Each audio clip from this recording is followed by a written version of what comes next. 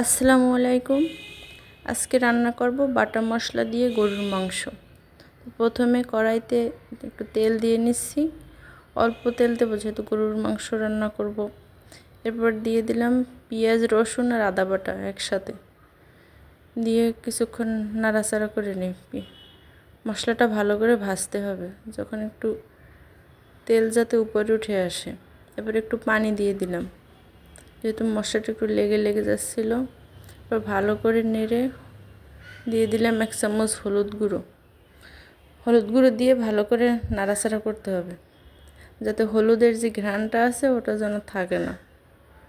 ভালো করে কষিয়ে নিতে হবে যাতে হলুদের ঘ্রাণটা পুরোপুরি চলে যায়। এরপরে দিয়ে দেব 1 চামচ মরিচের গুঁড়ো দিয়ে ভালো করে নেড়েচেড়ে যখন তেলটা উপরে উঠে আসবে, এই পর্যায়ে আমরা দিয়ে দেব গরুর মাংস। এখানে আমি নিয়েছি 1 কেজি গরুর মাংস চর্বি সহ। মাংসটা দিয়ে ভালো করে নেড়েচেড়ে মশলার সাথে মিশিয়ে নিতে হবে।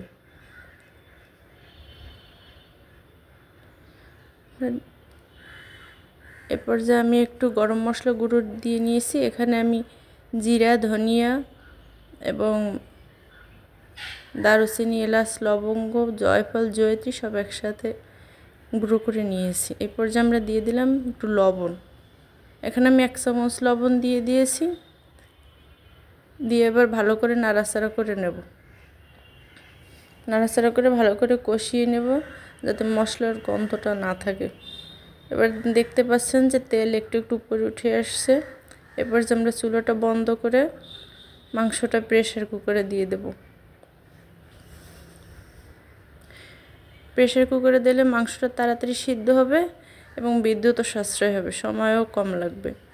এরপর যে আমরা 1 কাপ পানি দিয়ে যে হাঁড়িটা রান্না করছিলাম ওই হাঁড়িটা ভালো করে ধুয়ে পানিটা প্রেসার কুকারে দিয়ে দেব। এখানে আমি 2 কাপ মতো পানি দিয়েছি। এবার একটু লবণ দেখে নেব। এবার প্রেসারের ঢাকনাটা ভালো করে আটকে সিটি দিয়ে নেব।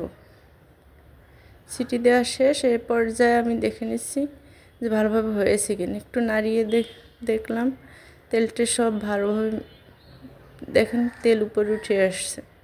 এবার আমি একটি পরিবেশনের বাটিতে বেড়ে নেব। দর্শক, আপনাদের কোনো প্রশ্ন বা মতামত থাকলে আমাকে অবশ্যই জানাবেন। ধন্যবাদ সবাইকে। আসসালামু আলাইকুম।